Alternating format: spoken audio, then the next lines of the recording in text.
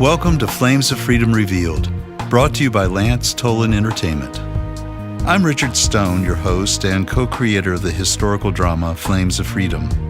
In these bonus episodes accompanying our dramatic stories, we explore the historical roots of the Jewish quest for liberty with world-renowned scholars, authors, and historians. We'll delve into the background of the characters in our story who were escaping from the cruel inequities of the Portuguese Inquisition, murderous pogroms in Eastern Europe, and virulent anti-Semitism.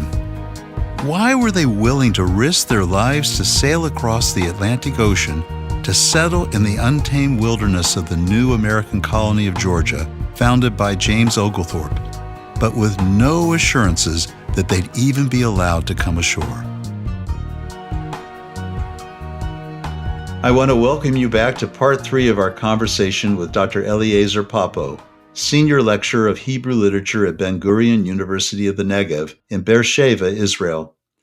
He serves as chairman of the Moshe David Gaon Center for Ladino Culture and is the chief editor of El Presente, Journal for Sephardic Studies.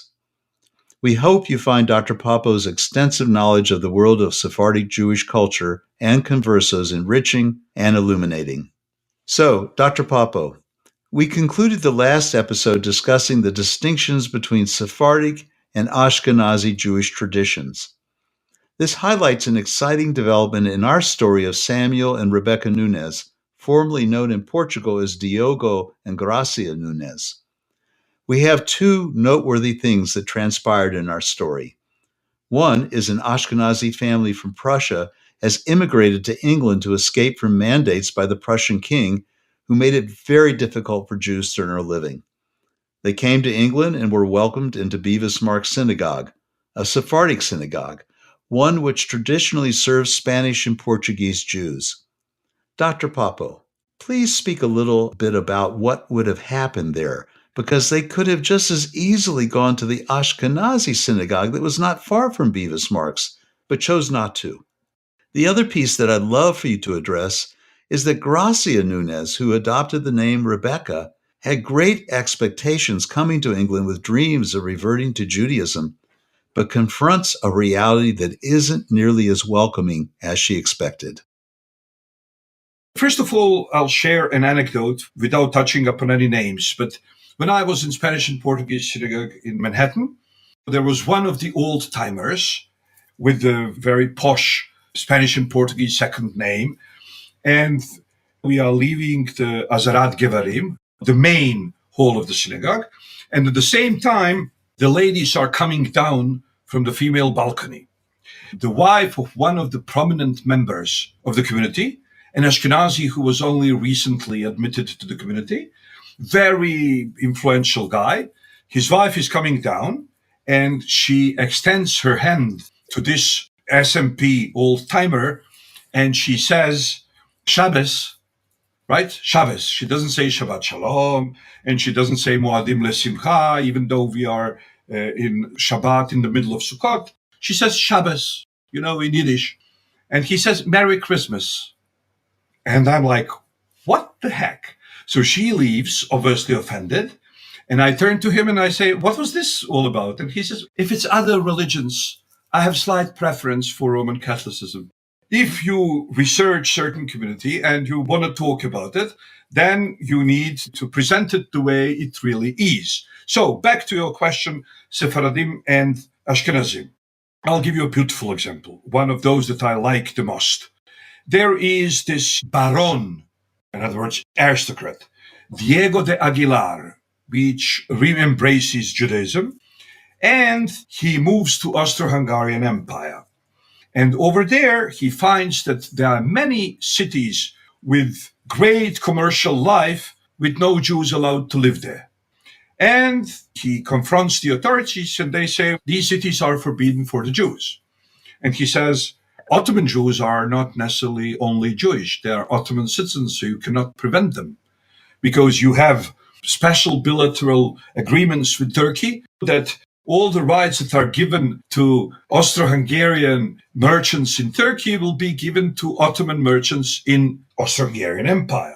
So he brings in the Sephardic communities and he establishes them in all those cities where the Jews were not allowed to come. Then Ashkenazim are turning to him and say, well, up to the north, there are cities where Jews are not allowed. Can't you help us?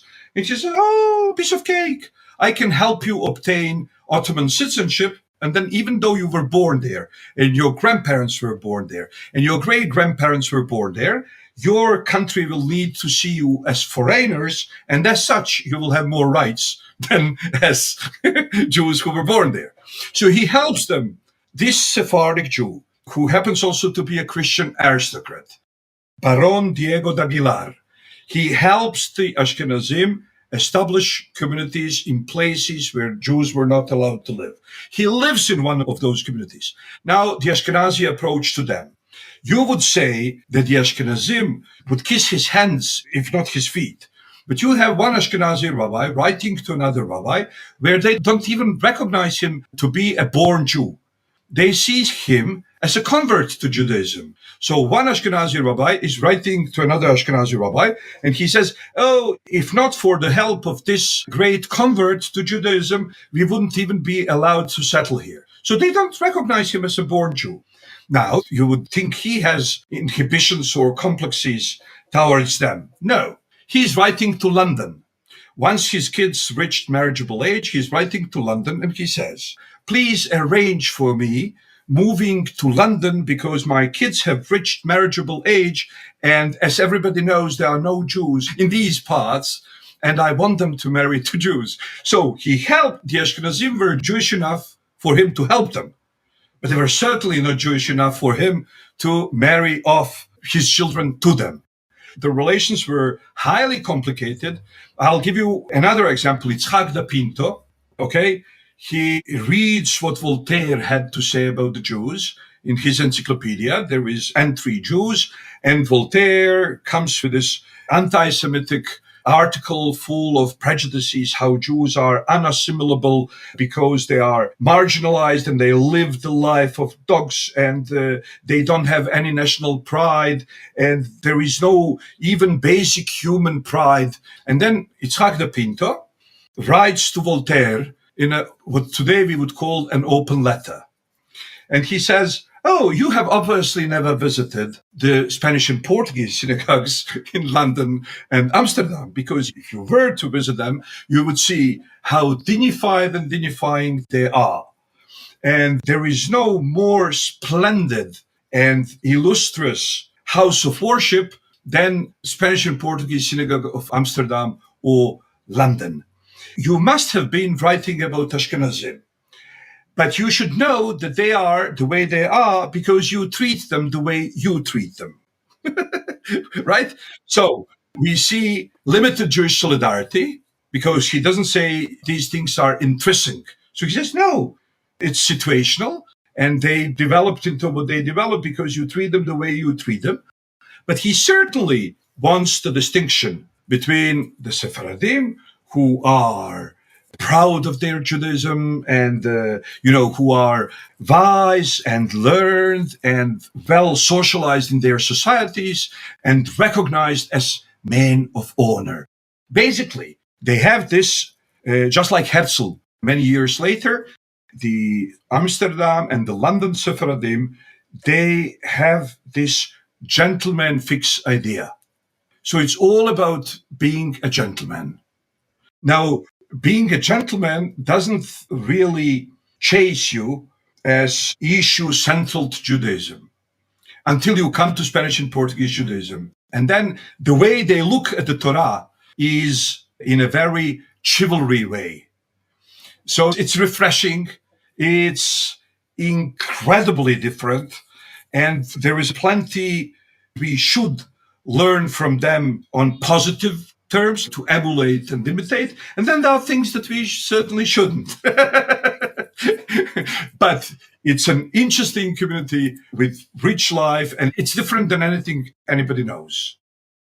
So, in 18th century England, the Sheftals show up at Bevis Mark Synagogue escaping from Prussia. Without hesitation, they're brought into the fold with no questions asked. But that's because they are coming from Prussia. And that's because they already dress as gentlemen and act as gentlemen, and they don't have schnorrers. And as I said, it's all about being a gentleman. So if you keep your word of honor, then the community can also, how do you call it in English, vote for you, right? If the community cannot vote for you, they cannot even allow you to become a member. Because becoming a member, you can actually print out a visit card. Once you are recognized as a member, you can add it to your CV. You can say a member of the Spanish and Portuguese community. This is social upgrading. It's like being allowed to the gentleman club. And there's a term for this, yichus. How would you explain that to our audience? Well, Yichus is basically biological social background. In other words, coming from a line of rabbis and intellectuals. So it's not only biological and it's also social. It's not only social, it's also biological. It's coming from a line, but it's not coming from any line, just like racism. No, it's coming from a line of scholars. It's coming from a line of intellectuals. It's coming from a line of people who led Torah centric lives. And it's not necessarily practice oriented, rather, it's knowledge oriented. So when you say yichus, it's basically about how knowledgeable your grandparents were. Hmm. Interesting. Interesting. So let's shift a little and talk about gender and women and what the world of women was like, especially the converso women who show up on the shores of England without any real knowledge of Judaism and suddenly confront a world that is in many respects quite foreign to them. Yes. So, first of all, if you read classic rabbinic literature and then you read medieval Jewish literature, you always find a lot of prejudices towards women. Now, you need to be a male in order not to teach women anything and then to be appealed by the fact that they don't know anything. They don't know anything because you are not teaching them anything. To us today, it's a very obvious equation. Have you tried to teach them and they would forgot? No, you didn't. Have you tried to teach them and they said, we don't want to? No. How come you keep discovering time after time that women don't know anything after actually establishing the system in which they are not taught anything? Now, when I mean not taught anything, first of all, there is the language barrier. Judaism is taught in Hebrew, right? Judaism is taught in Hebrew, full stop. It's taught in Hebrew even today, with this huge supremacy of English language and so on. But if you go to a serious yeshiva in New York, it's in Hebrew. The book is in Hebrew. It doesn't help. Nobody's learning Talmud in English translation. Now, the ladies were not given basic course in Hebrew. So the knowledge was inaccessible to them. And the guys kept saying, these ladies don't know anything. Never thinking of the fact, well, they are not taught the language in which the knowledge is given. Now, what happens is, by bad faith or bad luck of the conversos, nobody got any knowledge. Everything was democratized. The main difference between males and females was removed because converso males knew nothing and converso females knew nothing. So it's 0-0, right? So it's a win situation or lose situation. Now, next level. They were all supposed to act as good Catholics. Now, in Catholicism, there is clergy and then there is common folk, but there is no difference between male common folk and female common folk as far as the liturgy is concerned. Why? Because the main text is produced by the priest, and then the commoners are answering, with Our Father who art in heaven, or Amen, Amen, Kyrie eleison, Kyrie eleison, and so on. So the law is saying for male and male, they know those few sentences in Latin, and ladies participated. Now, interestingly, once those ladies return to Judaism, they don't agree anymore that liturgy is a male thing. So I'll give you one example that I like the most. If you go to Izmir is the city in Turkey, and There is plenty of preserved synagogues over there, some of them from 16th and 17th century, some of them later. But you come to a Portuguese synagogue, and the first thing you see is they have huge Azarat Nashim, huge balcony for ladies. Then you go to other Sephardic synagogues in Izmir. Some of them don't have place for ladies at all. Some of them have a very small one. Why? Because traditional Sephardic ladies didn't really attend synagogue a lot, and very few women, elderly women, rabbinic widows, and such, would attend the service. The rest, usually, Sephardic women had too many kids to take care about, because the men with older sons would go to the synagogue, and the lady would stay home with 3, 4, 5, 6 underage kids. And that was the traditional society with traditional roles. The same way the woman was giving birth for both of them, the children were considered his also. So she was cooking for both of them, and she was giving birth for both of them. He was providing food for both of them, and he was praying for both of them. So she didn't have to pray. She didn't even know how to. She didn't know any Hebrew. Even when it comes to the pseudo-liturgical, in other words, home rituals, mostly the woman would only say Amen. The man would say the Beracha, and she would say Amen. And only when it was really required by the law, like, for example, the story of Passover. So the Jewish halakha, the Jewish religious law, asks for everyone present to understand what's going on. So when Haggadah is read, it's not only read in Hebrew. Why? Because in Haggadah, we are not actually talking to God. When we are asking things from God, we do it in Hebrew. That's a proper language. But in Passover, we are telling ourselves the story of our identity. So that's why Haggadah is always translated. So you say it in Hebrew and English, in Hebrew and French, in Hebrew and Spanish, in Hebrew and Arabic. So Sephardic woman would follow the Seder because the Haggadah would be told also in. Okay, now what happens is, after 2, 4, 6, 8 generations of being Christian, these ladies were attending church, their mothers attended church, their grandmothers attended church. Not necessarily out of conviction, but at least they did. So they were used to being part of the service. And now all of a sudden, they rejoin the fold, whether in the Ottoman Empire in 16th century or in Amsterdam, in London, and so on, mostly in 17th century and later centuries. And now they are expected to disappear from the religious life. And they say, we? Never.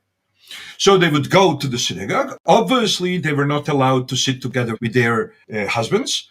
They would be in the balcony. But if you saw the balcony in Max Bevis, or if you saw the balcony in Sherit Israel in Manhattan, you saw that this is the synagogue, and then the balcony is all around it. So actually, there are almost as many places in the balcony as in the synagogue. If you go to a normal Sephardic synagogue or to a normal Ashkenazi synagogue, many a time, as there would be a mechitzah, and the Zarat Nashim would be the fourth or the fifth part of the synagogue behind the mechitzah, right? And if there was a balcony, it would be the balcony across the Aron HaKodesh, across the Echal. But only they have the U-shaped balcony, the balcony which actually covers the entire synagogue. Why? Because so many ladies attended. That's one thing special about them. Second thing special about them would being the fact that so many ladies attended so many times, they needed to keep them involved, or at least to keep them informed. So in many Spanish and Portuguese synagogues, they would have Hazan de las Mujeres, which means the ladies' Hazan. Now, it's not egalitarian society. It's not egalitarian club. The Spanish and Portuguese synagogue is a gentleman club. So nobody stops the male service in order to have females have their own service. No. But in a low voice, he explains to them what's going on. He says, now they are reading. Now they are reading the weekly reading of Torah. And he talks about this and that. And he would say this in Spanish so that all of them could understand. And then many parts of the liturgy would be translated. I mean, when I say many, it's not half of it, certainly not. Let's say on high holidays, maybe 2 to 3% of it were translated. Still, this was helpful because then ladies would understand. And then these pieces which were translated that in such a way that males would say them in Spanish in the lower temple. So you have upper house and lower house. So in the lower house, the man would sing in Spanish and then the woman in the upper house would understand it. And they were carefully distributed. So actually you wouldn't have half an hour of service without a passage in Spanish. Usually these were the dramatic passages, the passage which is read when you open the Arona Kodesh to take out the scroll, and so on. To make a long story short, they never agreed to go back to anonymity of their homes. They claimed part of the synagogue for their own. This part of the synagogue, however, in a patriarchal society, was not on equal foot. So it's not that you have the right part of the synagogue for males and the left for females. No, the entire synagogue below is male and the balcony is for women. But Spanish and Portuguese balcony is huge one because there are many women. It's all relative, but compared to other communities, many parts are translated into Spanish, mostly on behalf of the woman, so that they can understand and follow. So these conversos who arrive in England have to have a desire to revert to Judaism. But it's difficult, it's challenging for many of them. What was it like for them? Many often, as you explained earlier in one of your earlier talks, had ambivalence about it because of their identities were so much tied with being Catholic, and they found Judaism to be somewhat onerous to learn and to embrace. Tell us a little bit about that, if you would.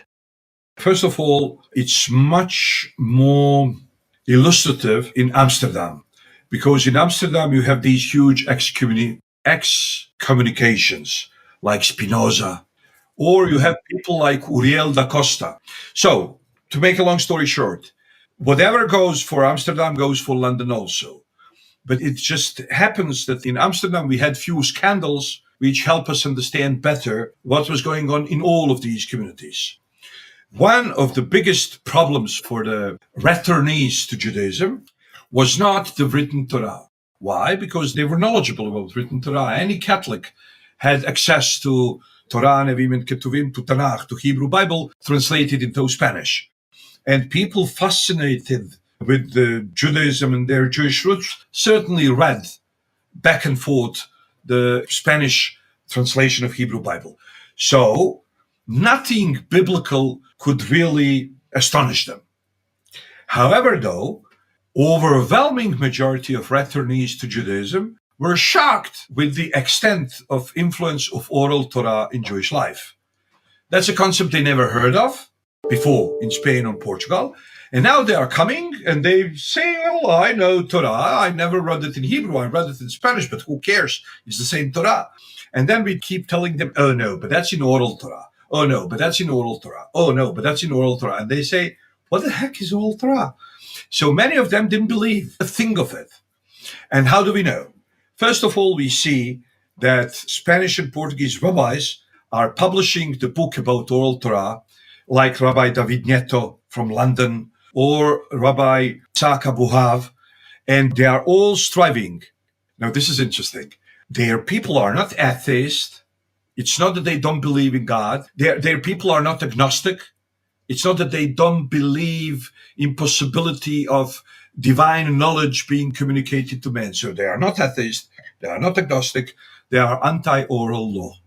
What the rabbis need to do is something that Ashkenazi rabbis never have to do, that general Sephardic rabbis never have to do. Why? Because Ashkenazim, if there are problems with the Ashkenazi community, that's a few atheists or a few agnostics. But there are no people, until the Reform Judaism and everything, but that's much later. But there are no people in the 16th century, 17th century, 18th century, Jews who want to be part of Judaism, but don't believe in oral Torah.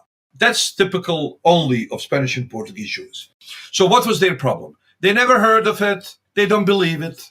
They believe in God. They believe that God gave us Torah. They believe in written Torah. They come to Amsterdam and somebody tells them you can't do this on Shabbat. They say, how do you know? And they, well, it's oral Torah. And they say, oral what? From the methodology of the rabbis, we know exactly where the problem lies. The rabbis don't need to convince them there is God. Everybody knows there is. The rabbis don't need to convince them God gave us Torah. Everybody knows that. They need to bring proofs from written Torah that written Torah cannot be understood without oral Torah. And this is the task of Spanish and Portuguese rabbis. And also, just to be intellectually honest, this becomes an issue in Italy also. So we have an Italian rabbi called Rabbi Yehuda Arie de Modena. It's one of the intellectually most puzzling books. It's called Kol HaSachal. So he brings the questions. And these questions would be typical of, first of all, of conversos, but they might be also typical of a Renaissance Italian Jew who is now all of a sudden more educated and so on. And then he brings the answers, but his answers are highly negligible, while his questions are great. So you can't not ask yourself whether this rabbi himself had major reservations concerning the oral Torah, because you see beautiful questions with average answers.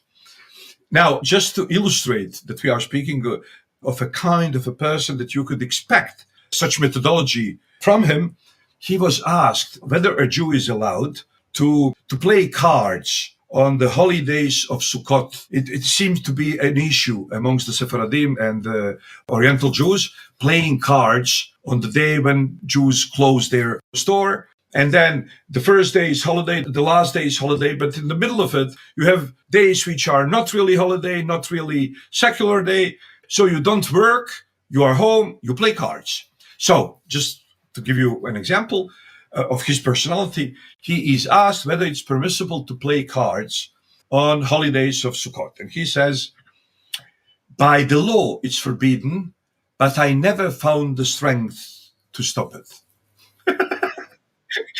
No, that's certainly not something you expect from a rabbi. I mean, that level of honesty, you don't expect. You expect rabbis to be paternalistic and to do what they are supposed to do and what they are supposed to say and so on. So to wrap it up, their main challenge is oral Torah, and they don't believe it. So one of them in Amsterdam again, not in London, Uriel da Costa. He comes with these pamphlets against the oral law and rabbinic authority. And then he's excommunicated, and then he is asked if he wants to be readmitted to the fold. He is supposed to lie on the threshold of the synagogue, and everybody should step over him. The rabbinic court, which made this decision, believed he was egocentric and too haughty, and the best way for him to deal with his egocentrism is to be stepped over by everybody else. Also, it's interesting. These people are coming from Spain and from Portugal. They are very vocal about their opinion. It's not that they come to Amsterdam, try to join the synagogue, then say, oh, this is too demanding. And then they go and they join the British or the German gentleman club and forget about it. No, they are fighting, struggling, but they are very vocal. They are not erudite in Jewish law, but they are erudite in general knowledge, which makes it possible for them to write pamphlets, to write books, to say what they think. And this is also new, because any place you could have a skeptic Jew, but only these skeptic Jews are publishing books about their skepticism. And their skepticism is usually limited to oral Torah, which they don't really believe in. If you could say just a little bit about the difference or the notion of oral Torah and written Torah, because some of our audience may not know that distinction. Okay, so the written Torah says, you should love your God with all your heart and all your might and all your soul.